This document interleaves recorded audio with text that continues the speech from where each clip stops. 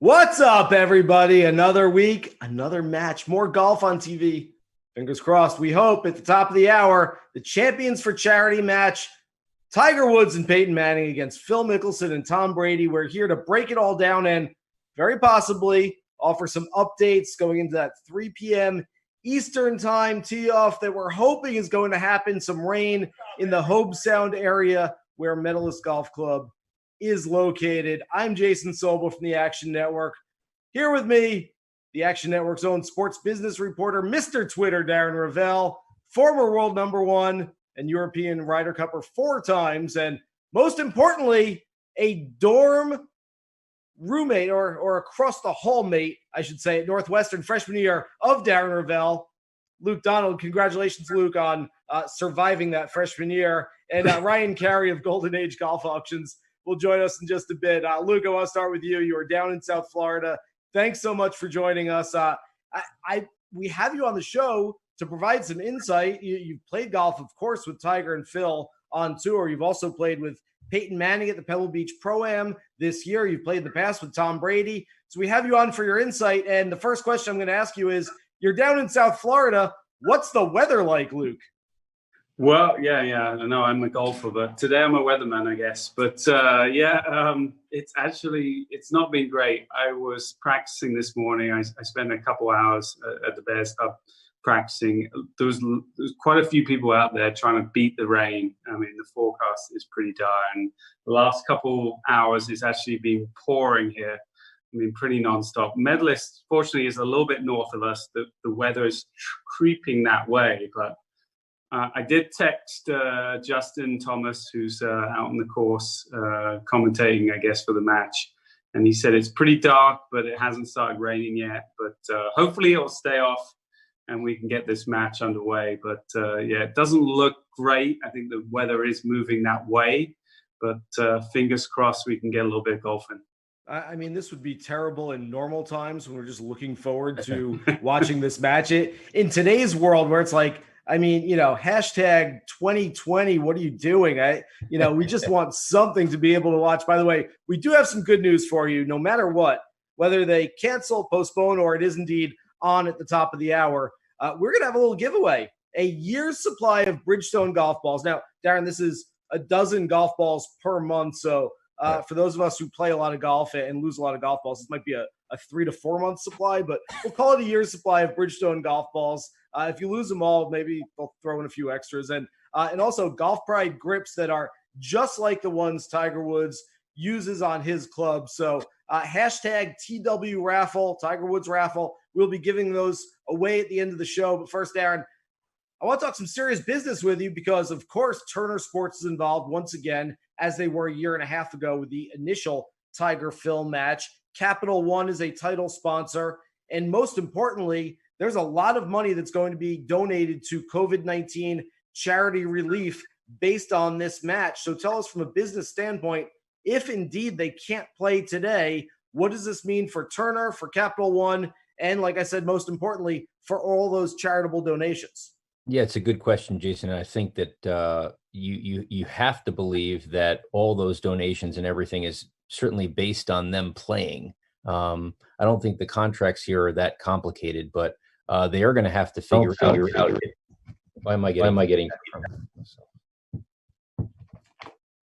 Can you hear me? I'm just getting feedback. Okay. You're definitely going to have to figure out what to do and where to go next. And I do understand that Tom Brady obviously has a conflict here, and that he's the quarterback of the Tampa Bay Buccaneers, and so there is a stop as to how far they can go here.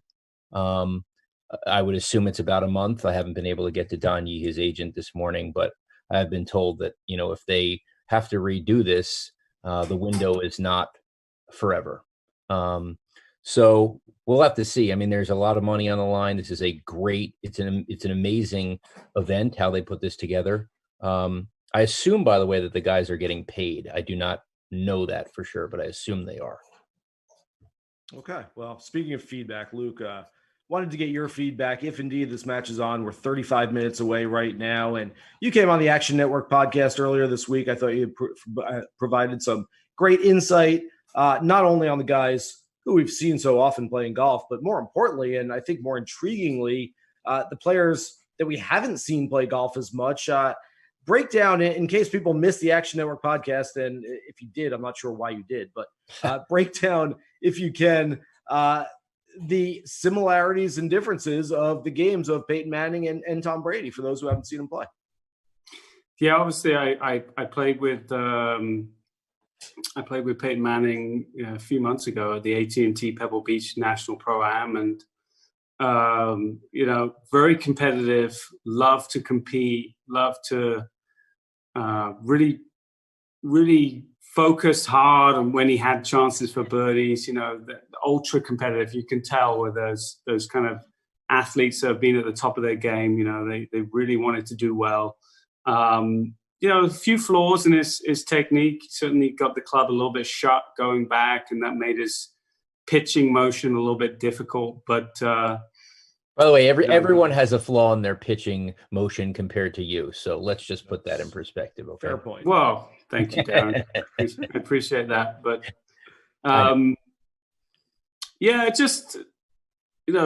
again, Tom Brady, when I played with him 5 years ago with myself, him, Keegan Bradley, and Michael Jordan. It was a fun day out. But again, and the pros lost that day. The pros lost. The pros versus the Joes. The Joes beat us pretty easily.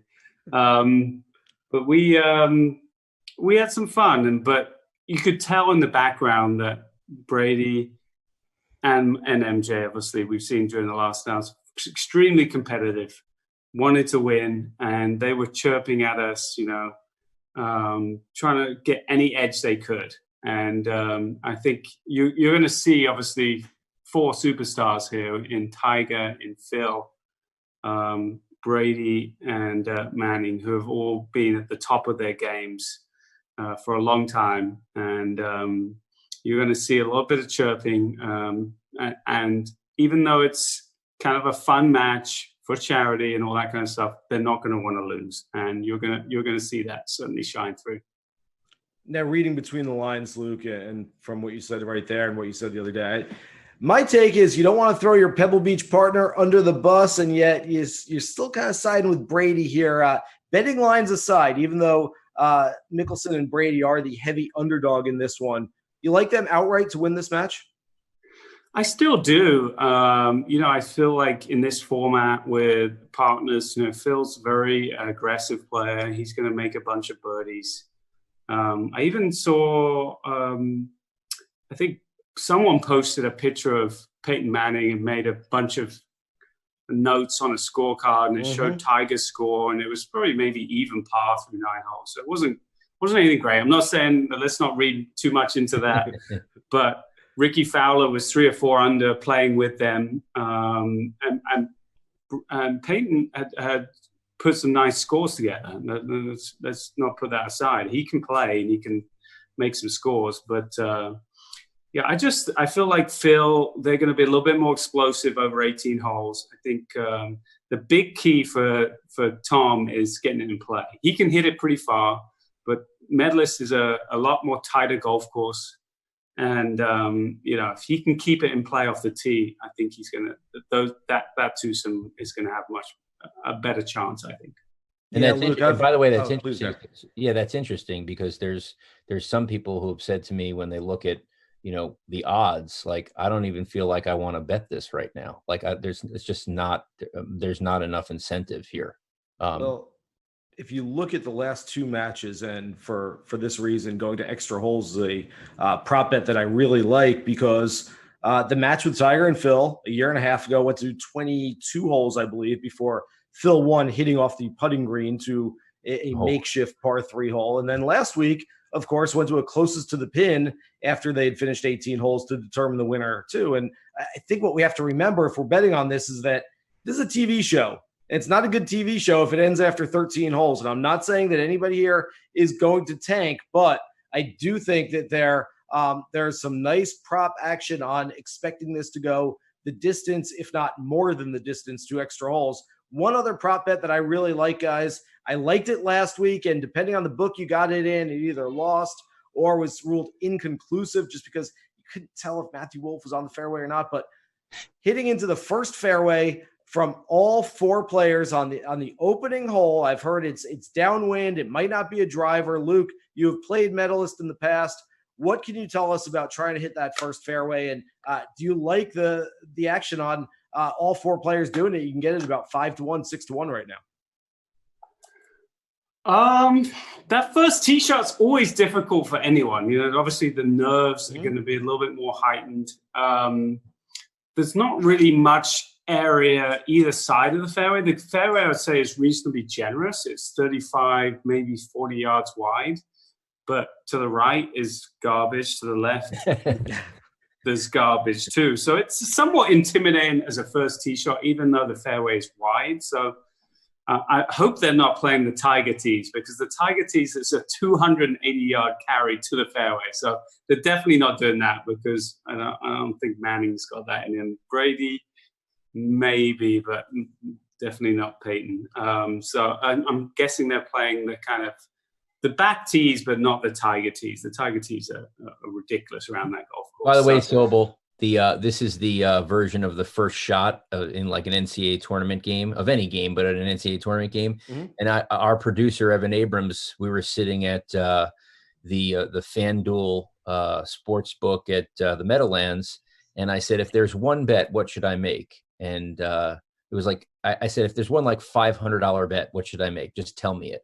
And he goes, like, for the third guy on Michigan State, third leading scorer on Michigan State to hit the first basket. And I'm like, get out of here. I'm not busting $500 on a first shot. You don't even know who's going to get the ball, if they're going to get the ball first, how the whole thing is going to go. So, of course, I didn't bet it, and the guy hit the shot. And if you had bet, it would have lost. So that's true. Very good. Damned if you do, damned if you don't. As I mentioned before, we've got a great giveaway today. A year's supply, or like I said, 3 months supply, however many golf balls you go through in a certain period of time, but a year's supply of Bridgestone golf balls, plus the exact Golf Pride grips that Tiger Woods uses. You can go on Twitter, hashtag TWRaffle. We'll be picking a winner at the end of this. And also, as mentioned, Ryan Carey from Golden Age Golf Auctions is joining us now, and there's a lot of fun, cool, interesting stuff going on in the world of golf memorabilia. I know, Darren, that you have been looking out for this for a long time, as you usually do, looking at the memorabilia industry. I've got a little memorabilia myself, not as much as you do, Darren, not as much as you do, Luke, and we're going to get to your favorite stuff. I've got, if you see that over my left shoulder here, a Brendan Steele caddy bib. His usual caddy that day had to bow out. This is the 2018 BMW Championship. Some guy by the name of Christian Donald. I don't know. I heard his brother's a pretty good player, but he had to leave. So I got the call for the final round of the BMW a couple years ago. Excellent caddy. Yes, very good caddy. How's he for a brother? Well, I had to fire him after 7 years of working on my bag, which didn't go down too well with my parents. But he definitely he forgave me. I actually want to know how that conversation went. How did that conversation go? I really want to know how that conversation went. Well, I went to his apartment. We were living in the same apartment building in Evanston, and I went down to his apartment, and I felt really bad. I mean, obviously, I just knew it was time to go our separate ways, and I told him, and there was some tears involved for sure. And he took it amazingly well. I mean, my brother doesn't have an ego. He just knew that it was time to move on. And, I can't say my parents took it as well, but he definitely took it with flying colors. Can I show you my Luke parts of my Northwestern Museum? Yes, I was going to say, as you get that, I was going to say, Luke, if it's any consolation, I never would have lasted 7 years with my brother on a golf bag for me. So yes, let's see. I assume you've got like 1,000 Luke Donald freshman year Northwestern rookie cards. No, nothing. No. We have. I bought this shirt. I bought his U.S. Open scorecard, the calligraphy, one year. I don't remember. It was like for charity. You could buy someone's scorecard. So I bought his scorecard. We have the Ralph Lauren shirt with the signature. And we have, I believe this is match used, but I'm not sure. The Mizuno hat. Sweat marks. Yeah, I don't know. It does say in it, this is how you know you're big time. It says Luke Donald Series. Yeah. So that's a nice one that I've kept. So at least 3 items in the museum. I can't say I have a Darren Rovell item in my house. No, you probably don't. You probably don't. And I'm glad for that, because it would be blackmail. So as mentioned, I believe we have Ryan Carey from Golden Age Golf Auctions. Evan, our producer, if you could put Ryan up there. Yeah. I believe Ryan is so there. They had an auction. They had an auction that ended last night. There he is. All hey, right. Ryan. How's it going, guys? Good to see you. Jason Sobel here. You, of course, know Darren Rovell and Luke Donald. Wanted to talk to you about, as Darren mentioned, a lot of things going on in the golf auction industry. Before we get to that, because I know Darren's got some insight on that, I want to talk to you, first of all, about the match today. Let's say we got something nice from the golf course today. Let's say maybe just an 8x11 glossy of the 4 guys on the first tee, framed and signed by each of these players: Tiger Woods, Phil Mickelson, Tom Brady, and Peyton Manning. What would something like that go for down the line? It's one of those things that it's going to be hot right now. So right now, someone's going to overpay for it. They're going to pay 10 grand for that, be the first one to buy it. A couple years from now, going to be less interested. It is going to be an exhibition. It's, who knows how we're going to come out of this kind of COVID period, but I don't know if it's going to be seen as like one of those battle to bighorns back in the day, or whether it'll be maybe a match that we, think about for a long time. So yesterday, your auction closed. I saw you had the Claret Jug from 1986, Greg Norman. The way the description was, it's like Greg Norman's the last name. I know that you take around the Claret Jug, right? If you win, you get your own, right? So tell me, so was that Greg Norman's, or was that someone else, and what did it sell for? So we don't know is the weird part about this. I could tell from the description. It came through an estate. The replica you get is slightly smaller than the actual Claret Jug, is what I believe. Correct. It's about 90% scale. Just told me that before. Yeah. So what do you say? It's 90% scale? Correct. Okay. And so it came from this family where the dad died. He was a big collector of kind of silver. He had a Kentucky Derby trophy. He had a bunch of really great stuff. And we got it from his wife and his daughters after he passed, and they have no idea where it came from. And the RNA told us it's legit. They were very interested and keen in getting it back, but we don't know whether he got it from Greg Norman or how exactly he got his hands on it. Do we know if Norman has his? We don't know. Okay. I don't know. And what did that sell for? Like 90 grand? Correct. About 88 grand. Yeah. And then you also had a bunch of other items. I couldn't believe how much those Michael Jordan clubs sold for. It was what, like, I know it was a driver with a Bulls logo on it and MJ on it, circa 1990, right? And then all the clubs, and then a bag and a signature that was Upper Deck authenticated. Yeah, the clubs we thought would go for maybe 4 to 6 grand, and they sold for 25. They sold for 25 grand last night. So the Last Dance documentary, I've never heard of a documentary bump, but it definitely happened. So I have a question, Ryan. I've got some. If you notice in The Last Dance, when they pan to Michael Jordan's shoes, what he's wearing at the time, he's wearing these white Michael Jordan shoes, but they haven't been released.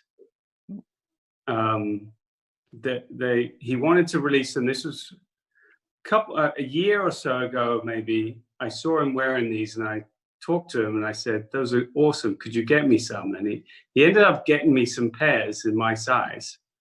Okay, and they're signed underneath the tongue. I have them in white. I have them in blue. I have them in a different blue, suede blue. I have them in black. I have them in brown. But they're not released yet. But apparently they are going to be released. What would something like that be worth? So, I mean, I'm a golf expert. So the shoe game is way out of my league, except for where Michael Jordan kind of combines with golf. Right. But obviously, Jordan's hot, shoes are hot. And once they are released, they're probably going to be worth a lot less. I would say they're not used by him, but I'd say a Jordan signature on a shoe. And if it's given to you, it's probably... And there's no other shoe like that. They haven't been made yet. Right. So I would say they're worth about $20,000 each. Okay. I'm not going to sell them, but... I know. Good to know. I was waiting for that. You also had, Ryan, I swear to God, I was going to buy these. every Masters badge from like 60, what would it be, 62 to 2019? 61 was the first year of what we call badges now. Before that, they were paper tickets. So these plastic badges started in 61. So those a set of those everyone likes to assemble. They're worth about $7 or $8 grand, up to $10 grand on a good day.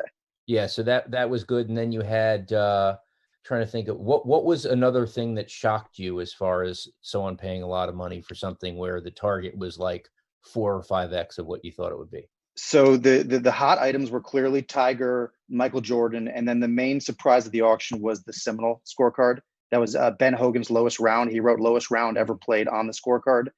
Very cool piece. I knew it'd sell for 2 or 3 or even $4 grand, and it sold for $33,000. Wow! Get out of here!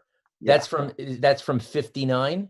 It's from the 50s. I don't think the year is on it, but it was with a bunch of other stuff from 54 and 55. Just a casual round. He played with the pro Claude Harmon, a Masters champ. Played with George Fazio, and Ben Hogan wrote 23 putts, underlined, lowest round ever played in caps, and he autographed it, and George Fazio attested to it. 61 he shot. What did he shoot? A 61. Oh, wow. Which, Luke, you might know is not the course record because Claude Harmon shot lower. He shot either a 59 or 60 at Seminole. Last question for me. I believe Rory had recently a 62 and had a chance late and maybe tried really hard, maybe didn't try really hard. The tees have certainly been pushed back in the last year or so around Seminole. It's a lot longer now. Last question for me, Ryan, because we got to get back to talking about the match. But what do you think this is? I mean, the fact that we're in an economy that we're in right now, and the bump on all memorabilia, it's going crazy. Is that people are going through their house and they're nostalgic? Is it that this is gambling? Like this is just like the stock bump? What is it?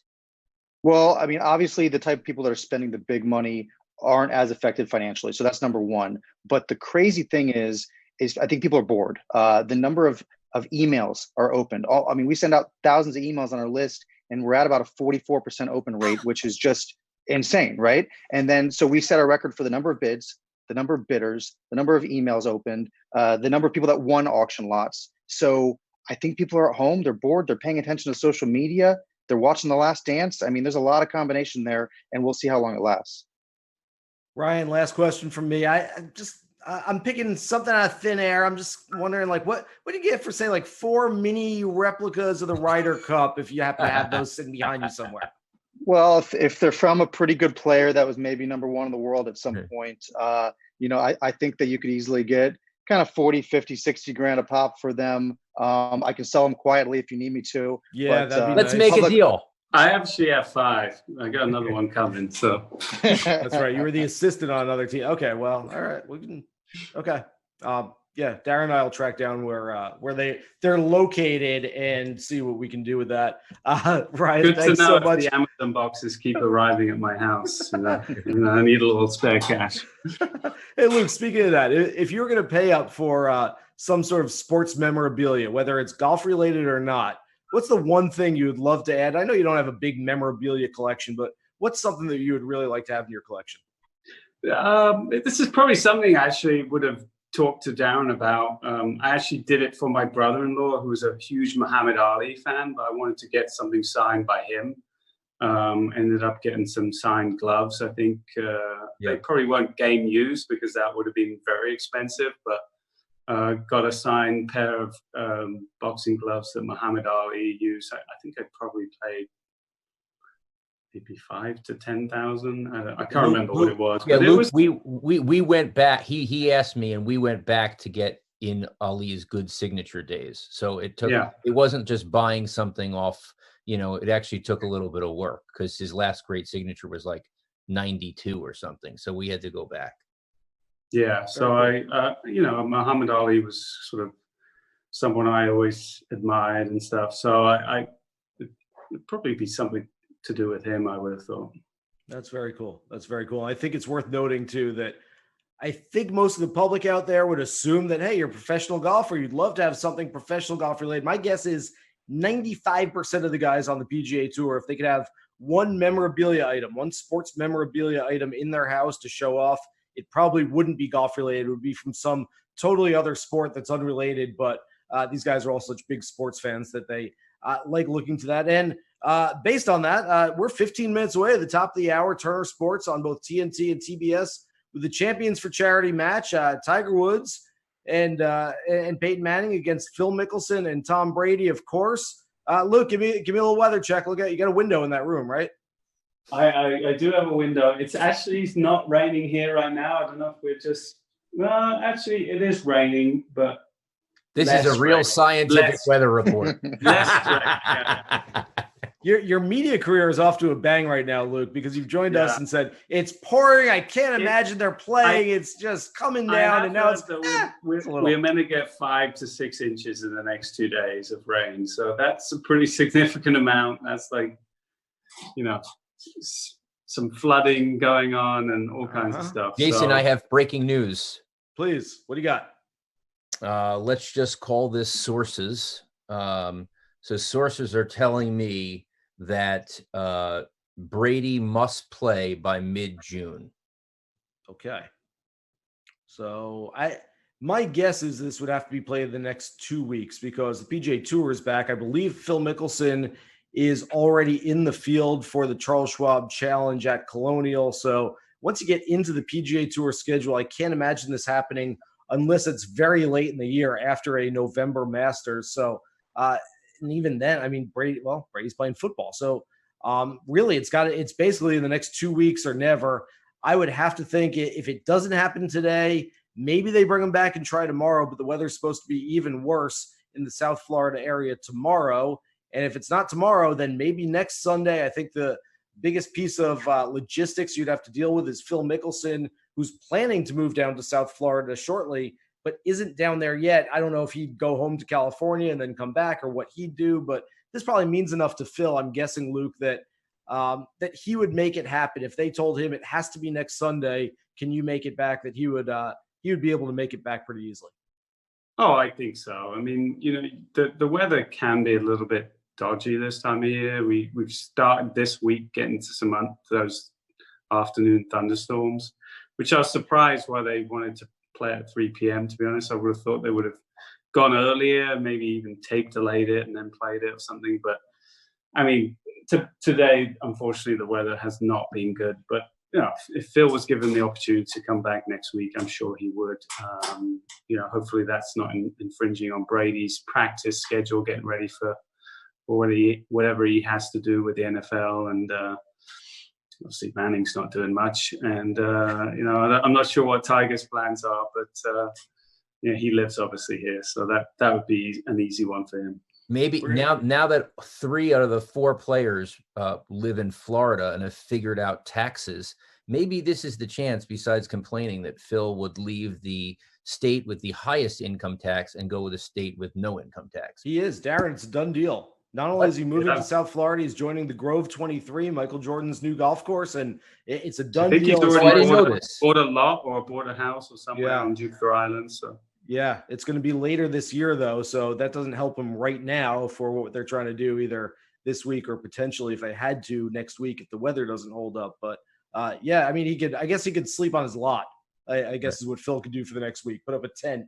in the middle of what's probably a many thousand square foot lot that he bought in South Florida and just hang out in the maybe lot. They could all fly up to Sweetens Cove in Tennessee, and Brady has a part ownership, I believe, in that 9-hole golf course. Manning does. I don't know if Brady does as well, but I know Manning does have Manning, part ownership in that. So absolutely, they can do that. There's a few different places they can go. Brady's list of courses is pretty good. He's got the Country Club, of course, where they once played the Ryder Cup. He's got Riviera and just joined Seminole. Peyton's, I don't care how good Peyton becomes at golf in retirement, it may never be more impressive than his list of clubs where he's a member: Augusta National, Castle Pines, Cherry Hills, the Honors Club, and then, of course, as you mentioned, Luke, Sweetens Cove.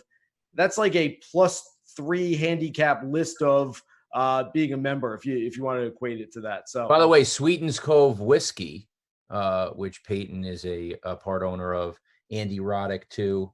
That comes out in Tennessee, I think, this week.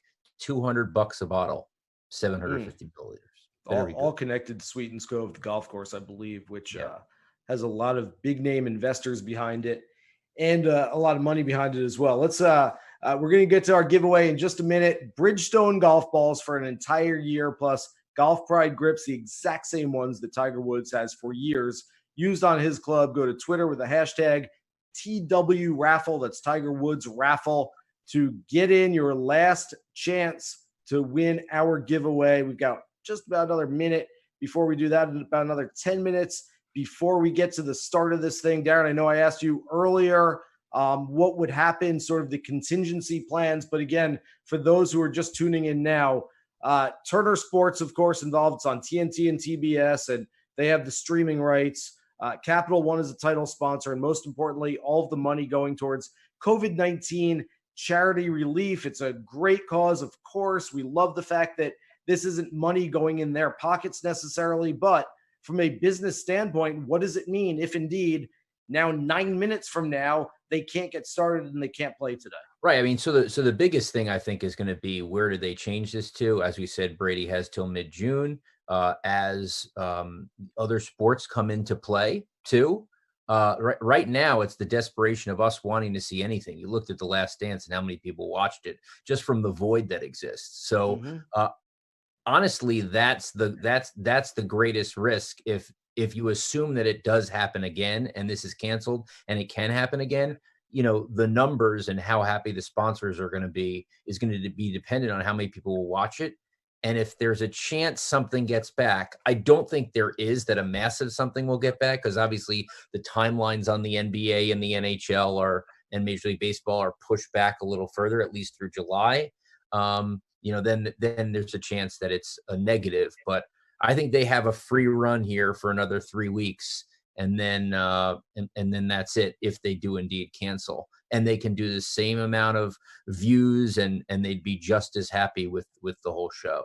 Yeah, I mean, depending on kind of how you look at the calendar, I believe June 11th, the week of June 11th is the Charles Schwab Challenge. And like I said, I believe Phil Mickelson is in that field. So I think you'd have to get it done either the next 2 Sundays that would put it on the schedule before Phil starts up again, and ostensibly Tiger starts up. And then at some point, we would assume Brady gets into some sort of training camp and he can't do it as well. So I think we're almost in a now or never situation where, you know, just over the next couple of weeks, this either has to happen or it's not going to happen until at some point, you know, maybe next year. But in any case, we've got some live golf.